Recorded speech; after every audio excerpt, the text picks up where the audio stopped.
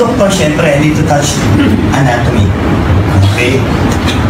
First, our body are made up of 11 systems, composed of organs, comprised of tissues, that are said to be what? A conglomeration of, can you please say the word cell? Okay, cells tayo. And we have trillions of cells in our body. Now, Doc, let's make it simple. Majority of the cells of the body are circular in shape. And what will be the major function? First, production of energy. Can you say the word energy? Energy. Shout the word energy. Energy. Let me ask all of you, do we need energy? Yes or no? Yes. Definitely. Now, ganito pa simple yan. If your cells happens to be healthy, then yung katawan natin, healthy rin. Tama po. Yes. And I know what you're thinking though. So wala tayong problema. Supposedly. Can you say the word supposedly? Supposedly. Ito ang problema kasi. Every time we produce energy to sustain our body functions, okay? At the same time, we are also producing free radicals. Ito na po. For the new members of the company, can you please shout the words free radicals? Free radicals. Make it louder, say the word free radicals. Free radicals. Good. These are the sources. Dami. Sunlight. Avoid 11 o'clock to 3 p.m. Bakit po? UV light ang mabubuhay dyan. And that can possibly lead you to suffer from what? Cancer of the skin. X-ray radiation. The mitochondria of the cell can also produce free radicals. Next, swelling or inflammation. Then, air pollution. Problema ng Metro Manila. Problema ng mga Pinoy. Sabay-sabay nga po, pakisabi? Pamilan tayo, ha? Sino po sa inyo mga nag-yosi? Tas nga po kamay. Ang bilis umamin ito. 1 million free radicals. And for every stick, ang average mo dyan, 15 to 20 puffs. Tama ba po? Everything that stinks, lahat ng mabaho free radicals. And again, we have 50 billion around in our environment. So, Doc, ano mangyayari po? If you're exposed to free radicals every second of our lives, if these are the free radicals, they will try to go inside and they will destroy the membrane of the cells. Pag nasira po ang cell membrane natin, pagpasok mo ng free radicals sa loob ng cell, patayin po niya yung cells natin. At pag namatay po yung cells natin, your tissues, your organs, your systems, and your body will suffer from different kinds of diseases. Okay po. Now, anong mga sakit yan? Eto na. Sabay-sabay tayo, pakisabi nga blood clot. Sabihin niyo po thrombus. Ito yung mga clotting. Saan nagagaling yan? Pwedeng sa cholesterol. Okay?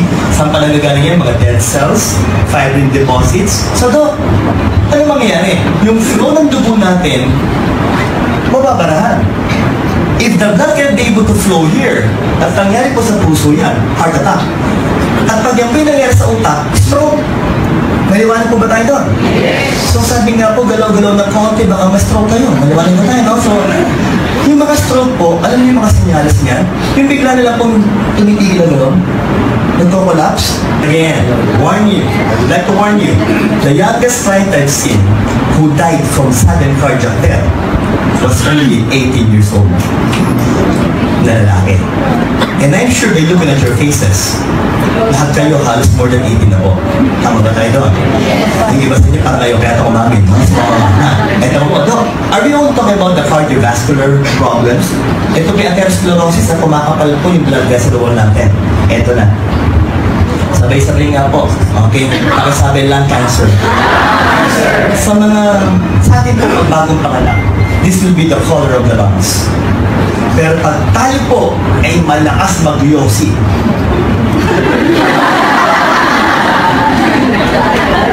ito yung kulay ng baga mo. May libre ka bang tumor sa gitna. Okay? And that will be lung cancer. For those who are fond of drinking too much alcohol, cancer of the liver. Sa mga nahihilig po sa mga pritong baboy, manok, okay, baka, cancer of the stomach. And I know what you're thinking. Doc, para maganda usapan, huwag na lang natin lutuin yung karne. Ito naman ang natapat mo. Doc, wala ka rin ang lusok. Cancer ng bituka. Yung next picture ay ang kasunod. Ang gandang picture nito. Hindi ganun ito. Yan, gandang picture. Okay. Siya pala. Rinayin ko lang yung mga lalaki sa harapan. Hindi po ito ang topic natin. Ang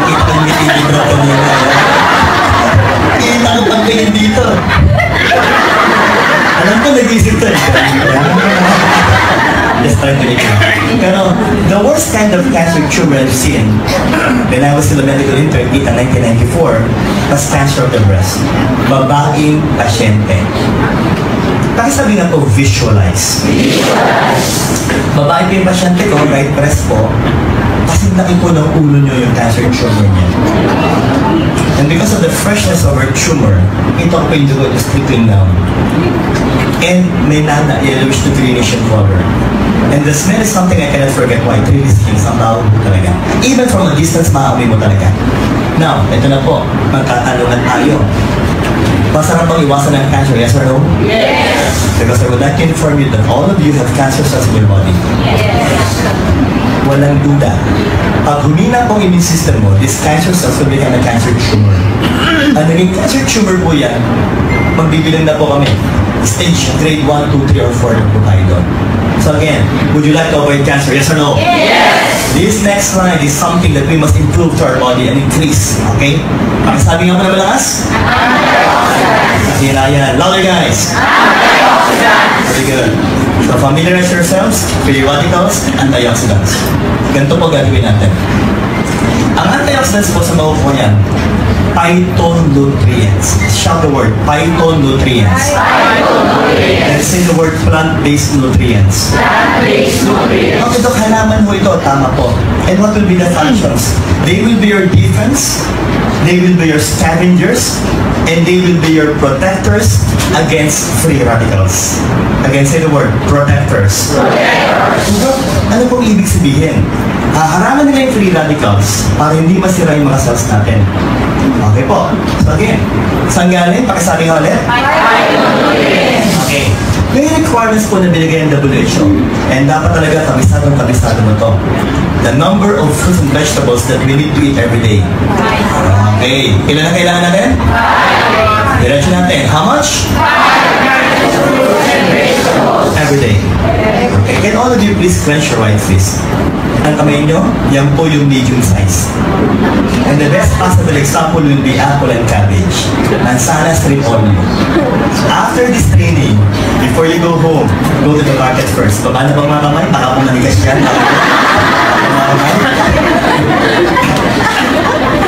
Limang mansanas, limang repolyo bilhin mo. Mamayang gabi, kainin mo lahat. Bukas sigurado, gabundok ang pupo mo. Ang hirap kainin ng dami. Yun nga ang problema natin. But that was the requirements given by the WHO.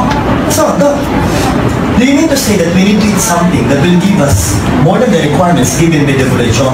Yes. Ito na po. Pag-uusapan na po natin ang career product ng ilo.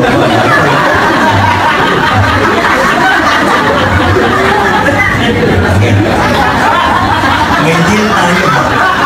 Once you see the name of the product, sabay-sabay tayo, isigaw natin ang malakas. Yes! Tsaka pala, the reason why I make you laugh and smile, para hindi kayo antukin. Yes! Kasi nga, pag eto sineryoso ko, usapan doktor, tako maya-maya pasigurado ko lahat kayo ng itsura. Walang mangyayari pa na. So, people, ang deal natin na once you see a name of the product, isigaw nyo na malakas para hindi nyo makalimutan. Your leaders! Yes! What is the name of our product? Natural. The carrier product of our company. Okay, so ganito po. Kasi ngayon, pasada lang ang gagawin natin. Bird's eye view lang ang gagawin ko sa inyo. Pero, ang gusto ko talaga, ang request ko sa inyo, memoryahin natin ang major components ng mga produkto natin. Maliwanag po? Yes! So yan, para madaling mag-memorya, I will shout the numbers and you will shout the words. Yes! Simple, no? Yes! So are you ready? Yes! Yung una wala dito, pero alam ko ako sa dito. 22,000. Very good. I've done research in global Nigeria, okay, and about the different herbal products available there, and I found out that the product with the highest level of phytonutrients, even up to now, is still C24 na balance out.